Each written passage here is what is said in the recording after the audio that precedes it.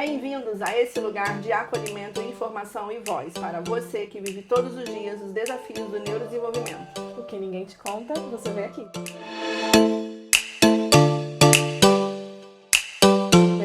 Eu sou Marcele Campos, especialista em desenvolvimento infanto-juvenil.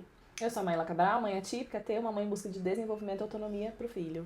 E hoje, continuando os nossos episódios, nós vamos falar um pouco mais sobre transtornos de aprendizagem.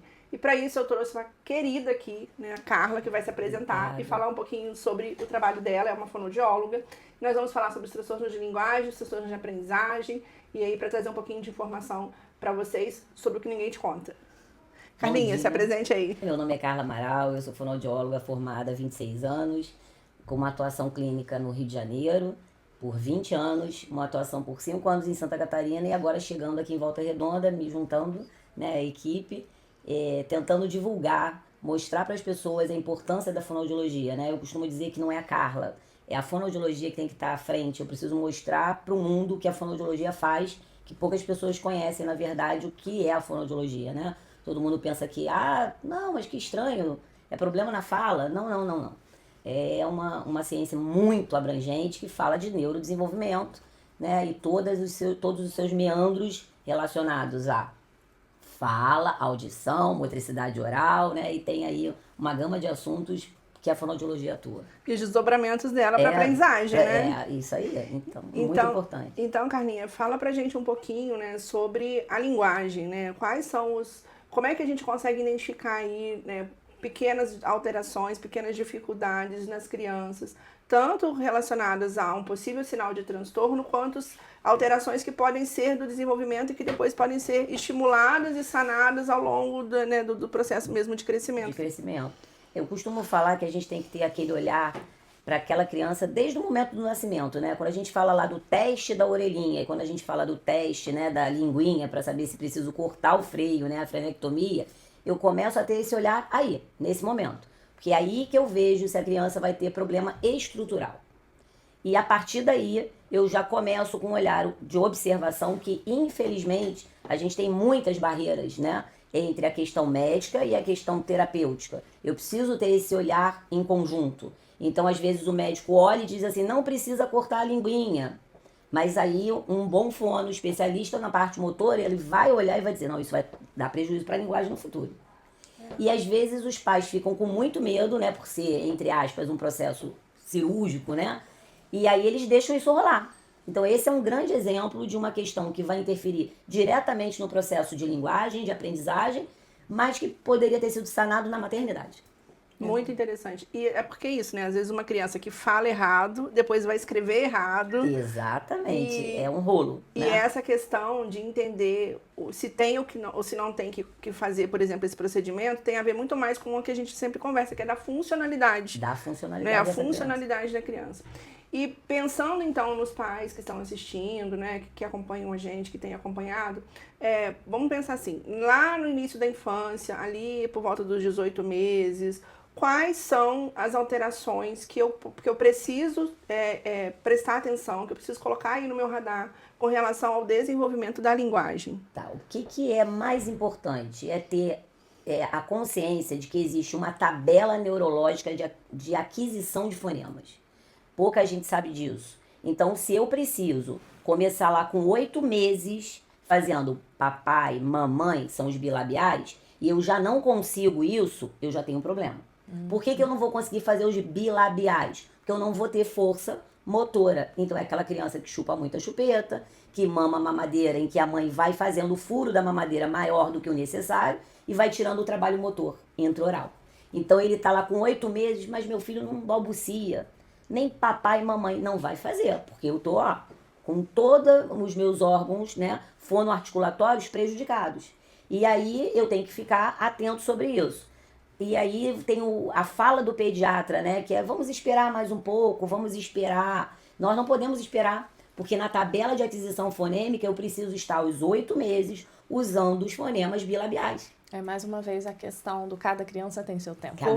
Cada criança não tem seu tempo. Não tem o seu tempo. A gente tem marcos de desenvolvimento muito bem. E aí, muitas das vezes, né, quando essa criança está numa creche, a creche começa a observar que ela não consegue comer determinados alimentos.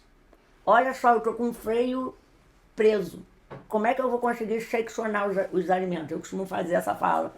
E aí uma boa creche fala, opa, não está conseguindo cortar, não está conseguindo mastigar devidamente. E aí você precisa olhar isso. E aí, às vezes, aí já passou da tabela de aquisição fonêmica neurológica. Ou seja, já passou da normatização, né? Para adquirir esse fonema de uma forma progressiva, neurologicamente falando. Aí vai depois ter problema aonde? Nos linguodentais. Porque como é que eu vou conseguir bater para fazer tadã? Eu vou abaixar e vou ficar aqui, ó. Linguinha para fora. Isso tudo vai chegar lá na linguagem. E vai chegar na escrita. E vai chegar no grafema. Porque eu tô falando de fonema, eu tô falando de som. Mas eu vou chegar no grafema. Com um problema. Então eu preciso fazer um acompanhamento nessa tabela de aquisição fonêmica para que eu possa garantir uma boa produção oral e depois uma boa produção escrita. Perfeito, Carla. E pensando nesse processo aí de aquisição, né, da linguagem, você falou muito bem sobre a questão da musculatura, do fortalecimento da musculatura. E essa questão da mamadeira é uma coisa que eu presencio muitas das vezes, né, com algumas famílias. Na nossa geração era uma coisa muito comum. Muito comum. Né? E a importância da gente entender, então, o que é, por exemplo, uma hipotonia, que é uma hipotonia que vai ser característica de um transtorno, e esse tipo de situação que pode ser trabalhado muitas das vezes com exercício, com estimulação, e que às vezes não tem nada a ver com um transtorno específico, né? Nem com um transtorno de desenvolvimento, e que tem a ver, às vezes, com hábitos familiares. Exatamente. Né? E às vezes você chega... Não, essa criança chega para mim com uma indicação, né, de uma dificuldade de aprendizagem, e aí quando você olha a dificuldade de aprendizagem, está relacionada a uma respiração oral. Uma criança que só respira pela boca, porque ela é hipotônica, porque ela não chega ao sono REM, ela não descansa e não aprende bem. Então, uma coisa que poderia ter sido sanada lá atrás. E, infelizmente, hoje, né, com o mundo moderno que a gente vive, né, a Marcela acabou de falar que essa questão da mamadeira era uma questão muito comum, pelo menos na nossa idade, né? Mas hoje em dia você tem muitas famílias na dependência da mamadeira, porque é muito mais fácil. Você joga a mamadeira lá e aí você vai fazer outra atividade. Outra questão que é muito importante e que eu tenho pego muitos casos é que essa mamadeira, como é que ela é administrada? Deitada. Sim. Mamadeira deitada, o que vai acontecer? Líquido. Pressão na tuba auditiva. Eu já solucionei pelo menos uns 3 casos nos últimos 3 meses de criança que chega para mim e não está olhando para mim, e aí tem uma indicação que é autista. Não faz contato visual. Não está olhando para mim, eu tenho uma voz forte, essa criança não olha, a mãe chama, não olha. Mãe, mama mamadeira? Sim. Como é que mama mamadeira? Ah, mama umas 4, 5 mamadeiras e vai dormir cedinho, 8 horas. E vai tomando a mamadeira. O que acontece? Pressão na tuba do líquido. Problema de audição periférica? Não, problema de aquisição do som central. A onda sonora vai chegar lá em cima com pouca velocidade. Cadê o estímulo para bater as células ciliadas? Dentro da córnea. Não vai bater. Que interessante. Muito e aí interessante essa você criança, falar isso. só concluindo para dizer que ela não vai ter o quê? O desenvolvimento da fala, da linguagem. Porque é uma criança que quase não fala porque ela não está escutando bem. E não por problema de audição. Vai fazer o bera, vai dar tudo ok. Ela está com um processo de entupimento na tuba. O que eu peço para o meu paciente fazer? Mãe, vai tirar a mamadeira?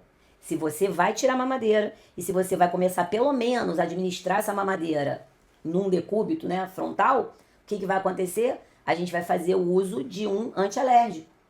Um predicin, uma predicilona, por 3 dias. Depois você me conta. A mãe já liga dizendo, olha, caramba, começou a falar mamãe, começou a falar, começou a fazer som, começou a me escutar, começou a me olhar. Você tá falando isso da questão da mamadeira. Eu, quando ganhei o Miguel, eu tinha colostro. O Miguel tinha pega perfeita. Graças a Deus peguei uma enfermeira maravilhosa que enquanto ele não fez a pega correta, ela não deixava ele mamar. E a indicação da profissional, né, da pediatra, era que mesmo tendo colostro, que eu oferecesse a fórmula. Uhum. E eu saí, achei aquilo muito estranho, né, porque eu tinha lido um pouco sobre, e tive alta e eu lembro que assim que possível eu procurei um outro pediatra para tirar essa dúvida. E ele falou, não, para que você vai entrar com uma madeira, para que você vai dar fórmula se você tem o colostro, se você tá tendo a apojadura do leite. Eu acho que muitas famílias ainda oferecem, né, mamadeira, porque acham que às vezes o leite não está sendo suficiente, o leite materno. Né? Sim, não você falando isso é muito importante, mais uma vez, que entender como o trabalho multidisciplinar faz toda a diferença na intervenção precoce dessa criança. E também, né, para você que está assistindo a gente aí, para você colocar no seu radar de que nem tudo é transtorno. Exatamente. Que nós precisamos, isso que a Carla está falando, é uma intervenção que pode ser feita ainda no bebê, para que aquela linguagem se desenvolva da melhor forma possível. E ao mesmo tempo, isso pode estar acontecendo concomitante a um quadro do desenvolvimento e agravar esse quadro. Exatamente. Né? Não temos bola de cristal, mas a gente precisa ter esse olhar, né, de intervenção primária para que o que eu estou fazendo que vai prejudicar um processo futuro, seja ele de linguagem, seja ele um processo psicomotor, né? Uma criança que respira pela boca, que não chega ao sono REM, tem alteração psicomotora. Sim, é uma criança que vai espelhar número, ela vai espelhar letra, então isso tudo vai chegar lá na frente. E vai se juntar, né, num transtorno do desenvolvimento, a gente vai descobrir às vezes uma descalculia. Por que essa criança tem uma descalculia? Porque ela tem um corpo fora do eixo. É aquela criança que não consegue aprender direita e esquerda, é aquela criança que você põe ela para girar, bota um X no meio da folha, gira, ela vai girar assim, ao contrário. Ela vai girar para frente, ela vai girar para trás, ela vai girar... Nossa! Eu pergunto para a mãe, deixa os objetos cair, deixa tudo cair, deixa tudo bagunçado. É alteração psicomotora. Mas isso começou lá atrás, porque ninguém viu que era uma criança hipotônica, que fazia uma respiração oral. E outra questão importante que a gente está falando em relação ao que você teve de informação na maternidade. Você imagina, uma questão de hipotonia, né, é uma questão muito grave, né? Você pode ter uma criança que desenvolva alergias, que desenvolva muitas crises de alergia repetitivas. Exato. Essa questão da tuba, você pode vir a ter otites de repetição, uso de antibiótico e lesão no nervo auditivo. Quando você falou, eu pensei sobre isso, né? Quando você começou a falar da questão da mamadeira deitado, a questão da otite de repetição. E como nós recebemos no consultório todos os dias a galerinha de primeira infância com casos de otite de repetição, né? De perfuração de tímpano. Então, assim, a gente... esse olhar para a precocidade, né? Para o início da infância é muito bacana para a gente entender lá, né? E a gente conseguir, de repente, diminuir o prejuízo lá na frente quando a criança estiver na alfabetização. Tá, pensamos em toda essa questão de fatores que podem levar a disfunções que não necessariamente são um transtorno ali no início do desenvolvimento. Agora vamos pensar nesse... Né, então eu tenho, nesse caso, não temos especificamente um transtorno. Agora vamos pensar no caso de um transtorno. Descobri que meu filho tem um transtorno específico de linguagem. Né? Fui lá na fono, fiz a avaliação e chegou-se à conclusão, né, que eu tenho uma criança com essa questão. Qual a orientação para a família, assim, com relação à terapia, com relação à escola, porque nós vamos falar, né, do transtorno específico de linguagem e vamos falar um pouco do transtorno específico relacionado à leitura e escrita. Mas vamos pensar na linguagem. Recebi esse diagnóstico, tá tudo certo, entendi, qual a orientação? Tá. A primeira questão você vai ter um olhar motor para essa criança, para você saber, existe prejuízo motor, né? Essa criança tem prejuízo motor? Eu preciso atacar essa parte. Então, assim, essa criança provavelmente que fez o uso da mamadeira, da chupeta por mais tempo do que deveria, ela está com uma alteração dentária. Ela está com uma alteração de respiração. Então, é uma equipe multidisciplinar. Eu preciso indicar essa criança para um ortodontista, fazer uma panorâmica, ver como é que estão esses dentes. Vamos pensar naquela criança que está com 5 para 6 aninhos, que já está dando problema. Uma criança que já apresenta uma dislalia, uma criança que já apresenta dificuldade de aprendizagem na escola, que a professora começa a relatar que ela tem baixa de atenção. Nossa, mas ela não está aprendendo, né, os números, ela não está conseguindo reconhecer. Vamos pensar numa coisa bem básica. Essa criança eu preciso primeiro descartar que exista alguma questão motora intraoral que tenha levado a esse prejuízo. Tem alteração motora? Eu preciso trabalhar. E aí eu preciso trabalhar junto com o ortodontista, como eu falei, vamos ver uma panorâmica, vamos ver se essa criança teve otite de repetição, preciso de uma avaliação otorrinolaringológica completa para eu ver como é que estão essas vias, né? Como é que eu estou recebendo a mensagem, para que eu possa desenvolver a linguagem, eu preciso saber como é que essa mensagem está chegando à criança. É claro, é abafado. Normalmente essa criança tem aquela coisa que a gente sente quando a gente viaja no avião, né? Aquela sensação de ouvido cheio. E ela não tem paciência. E aí você vai esbarrar com a questão comportamental. Uma criança extremamente agressiva, agitada, porque ela tá com dificuldade de receber a mensagem. Então, descartado toda essa questão, não. É um transtorno de linguagem clássico. Ou seja, vamos pesquisar o que aconteceu para essa criança ter esse transtorno. Mas em 26 anos de experiência, como eu digo para vocês, sempre tem uma questão motora aí, que não seja intraoral, mas que seja psicomotora, um corpo desalinhado, né? E você vai ver isso. Eu peguei um paciente com uma alteração, segundo a família, de disfluência, uma gagueira. Mas é uma criança hipotônica com um distúrbio de aprendizagem que a família não está vendo. Então, se ele tem um distúrbio de ritmo na fala, é um corpo em desalinho. Para falar um A, eu tenho um tempo de duração. Se eu falo com uma gagueira, com uma disfluência, que nem sempre é gagueira, eu preciso quantificar isso, a gagueira é uma patologia quantificada, o que vai acontecer? Eu vou ler bem? Não, eu não vou ler bem. Eu vou interpretar? Não. Eu vou ter problema na matemática? Vou, porque a linguagem está dentro da matemática, é através da linguagem que eu entendo os problemas. Sim.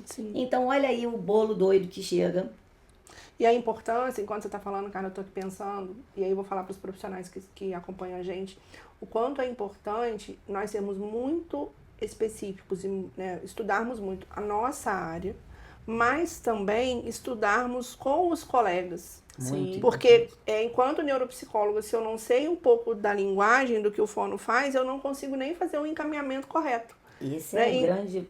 Enquanto fonoaudióloga, se você não sabe o que o psicomotricista faz, o que o ortodontista faz, entende o trabalho do outro, como é que você vai encaminhar essa criança da forma correta se você não sabe nem o que o outro pode te ajudar ou ajudar aquela criança no desenvolvimento? Exatamente. E aí é a minha visão, que eu bato sempre em todos os lugares que eu vou, de nós termos essa conexão, né, de trocarmos entre colegas para que a gente, então, faça o melhor para os nossos pacientes. Porque é isso, se você não sabe o que o trabalho do outro pode agregar no seu, você não encaminha. Você não encaminha. Até mesmo para conseguir orientar essa família. Com certeza. Que não é um especialista, que não sabe, por exemplo, o que fazer, porque a terapia, ela tem um tempo ali com o profissional, mas e em casa, que é a maior parte do tempo? Essa né? é a grande questão. Essa é a minha maior luta nesses 26 anos de trabalho, quando eu ainda na faculdade desenvolvi um projeto de palestras em que a minha prioridade era levar aonde entra a prática. Exato. O que eu preciso? Quais são as áreas que se relacionam a mim,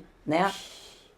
O professor, ele está diretamente ligado a mim, né? Sim. A área pedagógica. Se eu não tenho um professor que saiba quais são as patologias fonoaudiológicas que interferem no âmbito escolar, como eu vou conseguir ter uma boa formação desse meu aluno? Perfeito. Muitas das vezes, você pega uma criança que está com 10 anos de acompanhamento com um professor particular. O que ela tem? Ela tem uma bengala. E a questão dela era fonoaudiológica e não era pedagógica. Pois é, e aí É essa a diferença. por isso que eu digo da importância de a gente entender um pouco do trabalho do outro.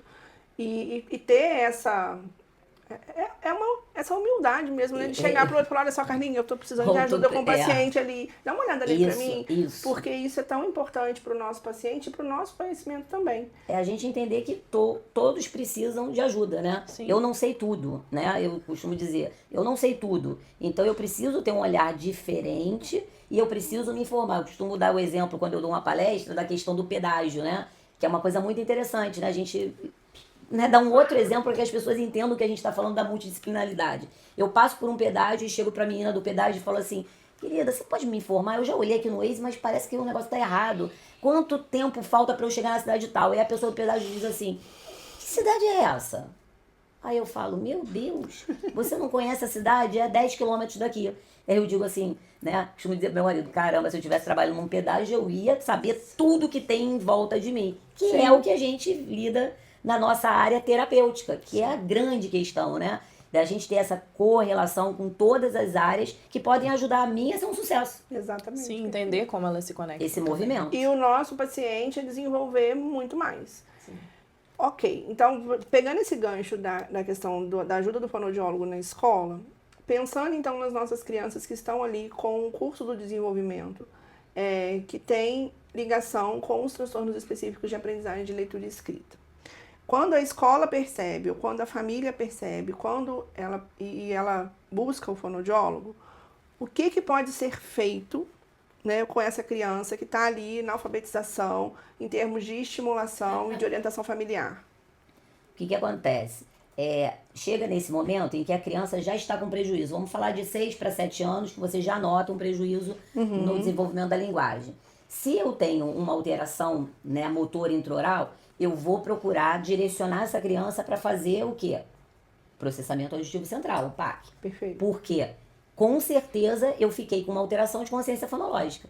Porque se esse som não chegou para mim, né, a nível de cóclea, né, claro, eu vou ter uma alteração de consciência fonológica, e aí como é que eu vou chegar à leitura de uma frase se eu não consigo juntar uma sílaba?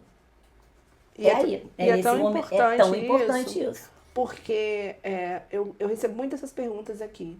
Ai, meu filho foi diagnosticado com dislexia. Ele vai algum dia ler adequadamente? E aí eu falo, né, com experiência de mãe, que tem, inclusive, de uma pessoa disléxica, que sim, basta que ele tenha o acompanhamento correto. Exato. Né? Ele vai adquirir fluência de leitura? Sim, mas a gente tem que respeitar esses marcos, então, preconizar, quanto antes eu faço a intervenção, mais essa criança vai ganhar em termos de aprendizagem. Exatamente. Tanto nessa questão, né, de ligar o fonema com o grafema, então melhorar o fluxo da leitura e a interpretação, inclusive. Exatamente. Eu descobri um aluno meu, né, eu também trabalho com o inglês, eu descobri um aluno meu aos 30 e poucos anos que era disléxico.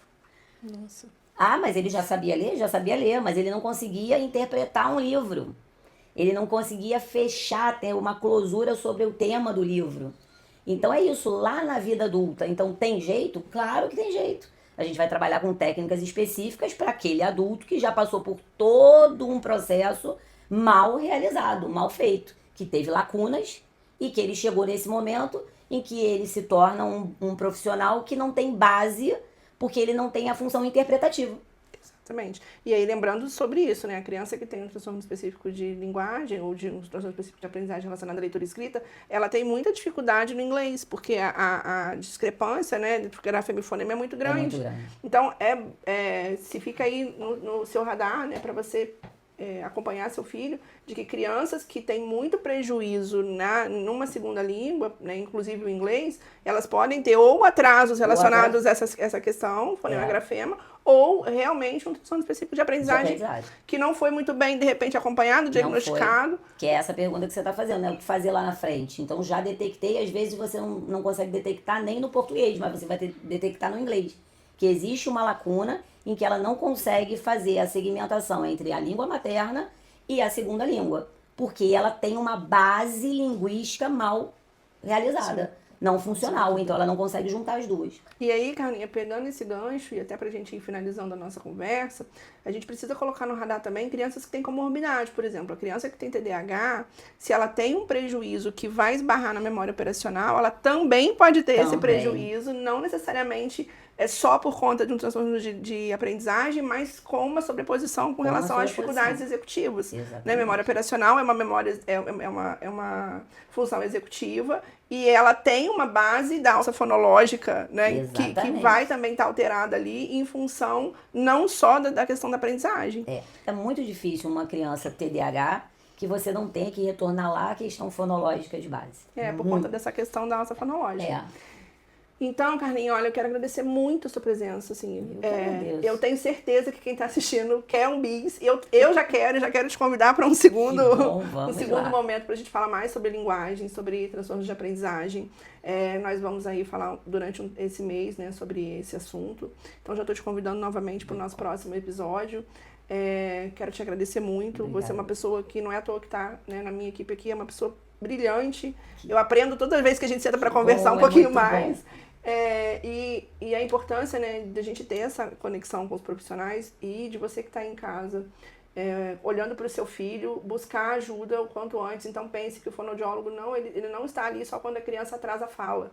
né? Muito antes você pode fazer uma avaliação até para ver se o desenvolvimento está correto, Exatamente. né? Se está tudo fluindo bem. Então não leve seu filho no fonoaudiólogo só quando você percebe que o atraso da fala, né, já ultrapassou os 2 anos de idade. Ultrapassou os 2 anos de idade. Né? A gente precisa levar muito antes. E mais, né, grave ainda quando a gente tem aquela escuta de que, não, espera até os 4. Quem sabe até os 5. Nossa, isso me dá uma coisa. É a coisa da dislalia, acontece muito isso, né? Muito. Então, a gente eu também tive isso, né? Eu costumo dizer pro pai assim, você teve, mas o quanto você sofreu por isso. Exatamente, né? Pra quem não sabe, dislalia é quando a criança troca ali o sonzinho da letra. Sonzinho, fala igual o Cebolinha, pra ficar fácil pra você entender.